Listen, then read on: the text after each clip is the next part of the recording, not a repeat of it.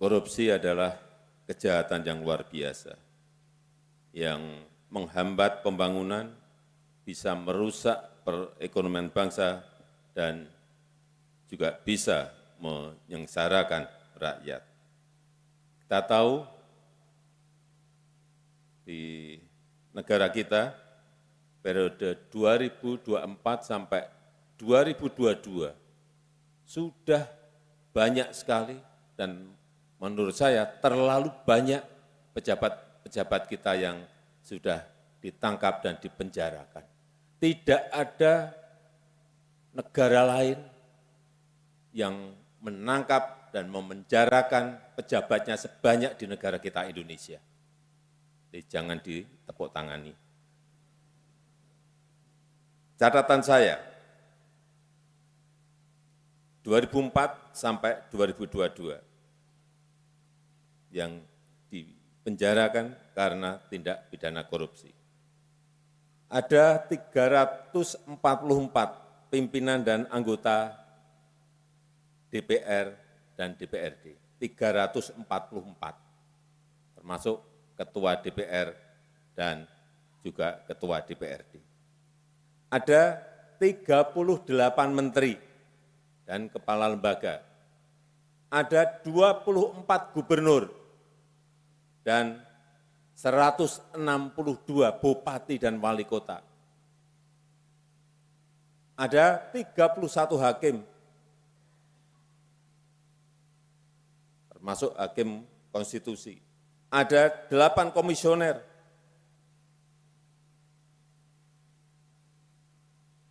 Di antaranya komisioner KPU, KPPU, dan KY. Dan juga ada 415 dari swasta dan 363 dari birokrat. Terlalu banyak. Banyak sekali. Sekali lagi, carikan negara lain yang memenjarakan pejabatnya sebanyak di Indonesia.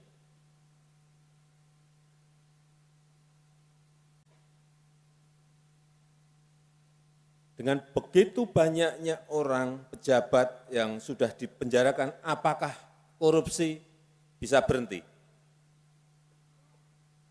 Berkurang.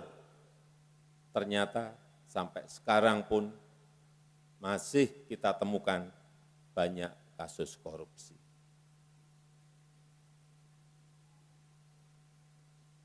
Artinya ini kita perlu mengevaluasi total.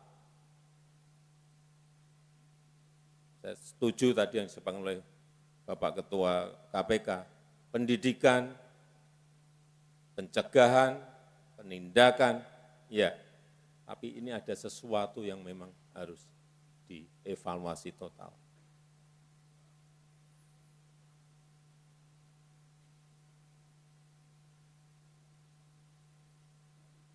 Kembali lagi, apakah korupsi berhenti? Apakah hukuman penjara membuat jera? Ternyata tidak.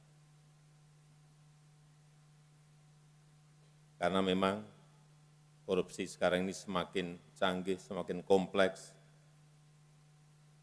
bahkan lintas negara dan multi yurisdiksi, serta menggunakan teknologi mutakhir. Oleh sebab itu kita butuh upaya bersama yang lebih sistemik, butuh upaya bersama yang lebih masif, yang memanfaatkan teknologi terkini untuk mencegah tindak pidana korupsi. Kita perlu perkuat sistem pencegahan, termasuk memperbaiki kualitas SDM, aparat penegak hukum kita, sistem pengadaan barang dan jasa, sistem perizinan, sistem pengawasan internal, dan lain-lainnya. Memang sudah banyak juga yang kita buatkan platform, e-katalog misalnya. Saya dulu masuk, di dalam e-katalog baru ada 50.000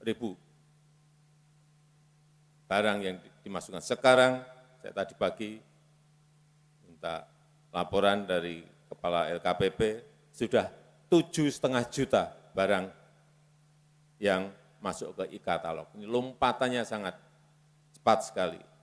Kemudian juga online single submission. Jangan sampai ketemu pengusaha dengan pejabat. Ini juga sangat membantu. One map policy, saya kira memang belum selesai, tetapi sudah 60-70% selesai dan 2024 ini akan kita selesaikan. Ini akan sangat banyak membantu memagari orang untuk tidak korupsi. Pajak online, saya kira juga sangat bagus. Kemudian sertifikat elektronik juga bagus. Semuanya dibuatkan aplikasi platform yang baik dalam rangka memagari agar tidak terjadi korupsi. Tadi Pak Ketua juga menyampaikan, Bapak Ketua menyampaikan mengenai SIPD, juga pencegahan. Kemudian sistem logistik nasional, coba dibandingkan sebelum dan setelah ini, apa yang telah kita perbaiki. Simbara untuk batu bara dan kemudian nanti akan masuk ke nikel, boksit, ke tembaga, saya kira ini akan juga kita bisa mengontrol berapa banyak sebetulnya sumber daya alam kita yang sudah dieksploitasi, kemudian diekspor dan lain-lainnya. Yang terakhir mengenai penguatan regulasi di level undang-undang, ini juga diperlukan. Apa? Menurut saya, undang-undang perampasan aset tindak pidana ini penting segera diselesaikan.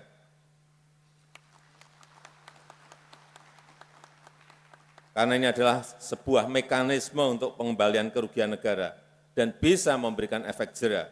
Dan saya harap pemerintah DPR dapat segera membahas dan menyelesaikan undang-undang perampasan aset tindak pidana ini. Kemudian juga undang-undang pembatasan transaksi uang kartal yang mendorong pemanfaatan transfer perbankan. Ini semuanya akan lebih transparan, lebih akuntabel, juga sangat bagus. Dan dalam peringatan Hari Anti Korupsi Sedunia ini, saya mengajak kita semuanya, mari kita bersama-sama mencegah tindak pidana korupsi dan bisa memberikan efek jera kepada para pejabat yang melakukan korupsi. Saya rasa itu yang ingin saya sampaikan dalam kesempatan yang baik ini. Terima kasih.